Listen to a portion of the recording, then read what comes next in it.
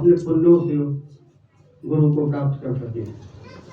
हमारे पास पुण्यों का बहुत छोटा सा हिस्सा होता है और गुरु अपनी कृपा करके हमारे ऊपर अपने प्यार की, अपनी कृपा की वर्षा करते हैं। सिद्धाश्रम शक्ति केंद्र भक्तपुर, इसके पहले मैं आया हूँ और यहाँ के साधकों के जो भी हमारे नेपाल के जोन में जो सेंट्रल जोन, मतलब तराई जोन की बात नहीं कर रहा हूँ मैं, लेकिन तराई के आगे बढ़ने के बाद चाहे काठमांडू हो, चाहे गोरखा हो, चाहे पोखरा हो, इस क्षेत्र के जो भी साधक हैं उनको मैं तहे दिल से प्रणाम करता हूँ, उनके भावों का प्रणाम करता हूँ। उनके अपने गुरु के प्रति जो श्रद्धा है, जो भाव है, उसके लिए मैं उनको प्रणाम करता हूँ। इसमें मुझे कहने में कोई संकोच नहीं है, क्योंकि भाव ही गुरु को प्राप्त करने का सबसे प्रथम साधन है। साधना, सिद्धि, मंत्र, जप, तप, ये सब कुछ सेकेंडरी है। अगर भाव नहीं है तो इनका कोई महत्व तो नहीं है।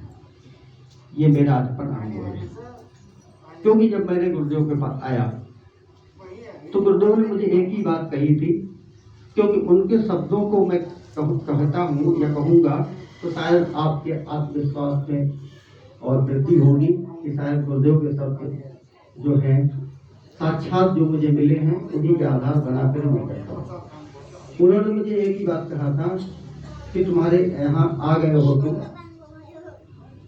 मंत्र जप और साधना तो तुमने कर ली, बहुत कर ली, उसकी कोई बात नहीं है।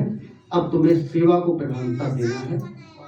तुम मेरे इस आश्रम को, इस आश्रम रूपी मेरे घर को जितना साफ रखोगे उतना ही मैं तुम्हारे शरीर को साफ कर दूंगा। तुम्हें अपने बारे में कुछ सोचने की जरूरत नहीं है। तुम मेरे घर को साफ करो और मैं तुम्हारे घर को साफ कर दूंगा। इसलिए उसके पहले तो मैंने बहुत सी साधनाएं की। साधना करना जरूरी भी है, क्योंकि जो लोग गृहस्थ जीवन में हैं उनको अपनी कठिनाइयों के लिए, छोटे छोटे आने वाली परेशानियों के लिए साधना करना भी चाहिए, आवश्यक है। क्योंकि साधना रूपी रास्ता हमें उस विराट सत्ता की ओर ले जाता है। अगर हम साधना ना करके सिर्फ भाव की बात करें तो भाव भी आप में तभी जागृत होता है जब आपको कुछ अनुभव होता है। अनुभव के बगैर हम कहें कि आप साधना भाव जागृत कर लीजिए तो मुझे तो कम उम्मीद रहती है। हमें भी अगर भाव जागृत हुए, और मैंने अपने घर को, घर तो नहीं कहेंगे, घर तो मुझे छोड़े हुए लगभग 45 साल हो गए। उस समय मैं स्टेट बैंक ऑफ इंडिया में सर्विस करता तो मैं अकेला रहता था, और जिस दिन मैंने उस स्थान को छोड़ा तो एक ही नाम के लिए अपने पैर को बाहर घर से निकाला, जिसका नाम था डॉक्टर नारायण दत्त श्रीमाली जी। इसलिए कभी भी किसी ने कहा कि आप क्या किसका काम करते हो, किसको जानते हो, मैंने कहा मैं इस ब्रह्मांड में किसी को नहीं जानता, मैं सिर्फ अपने गुरु डॉक्टर नारायण दत्त श्रीमाली जी को जानता हूँ, जिनका संगत नाम निखिलेश्वरानंद जी है। मुझे जो भी चाहिए मैं उनसे ही लूँगा, मैं किसी से कुछ नहीं लूँगा, चाहे मुझे खाना मिले या नहीं मिले, वस्त्र मिले या नहीं मिले। इवन हमारे घर वालों ने भी कुछ सामान ला के दिया तो मैंने उनको वापस कर दिया कि मैंने जिसके लिए अपना घर छोड़ा है और जिसके चरणों में आया हूँ मैं उसी से लूँगा, चाहे वो फटे वस्त्र पहना कर रखे, चाहे एक टाइम भोजन दे, चाहे ना दे।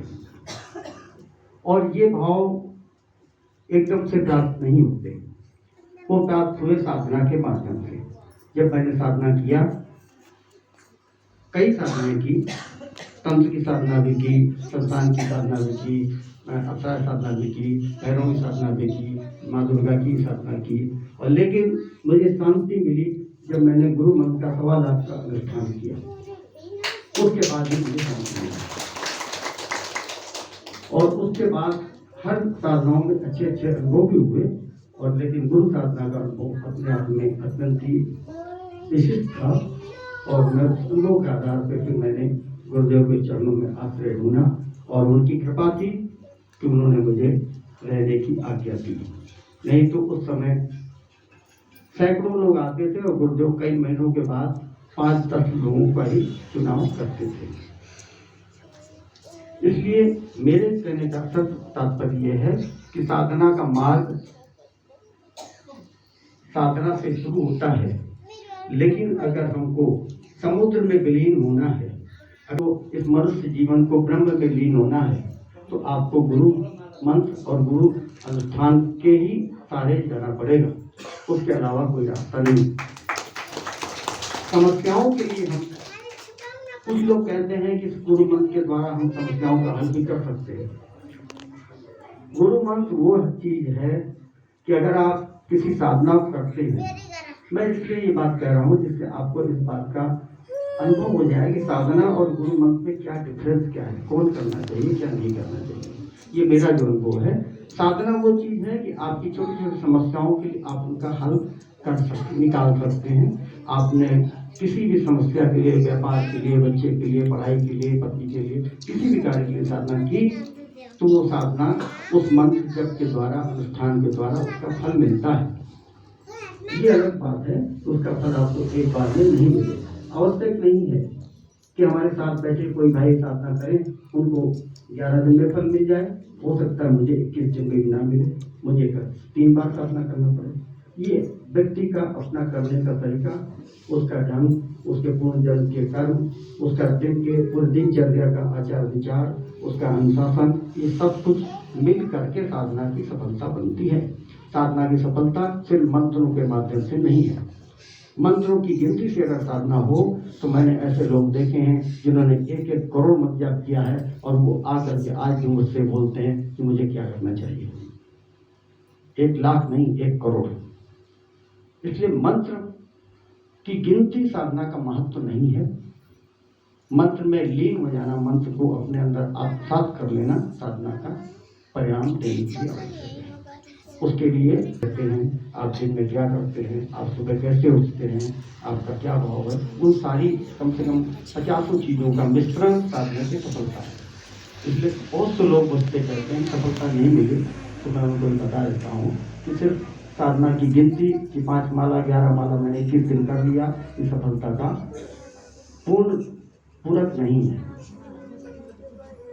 लेकिन सिद्धाश्रम शक्ति केंद्र के माध्यम से मैं यही कहूँगा कि जो लोग भी हवन कर रहे हैं, ये बहुत विशिष्ट क्रिया है।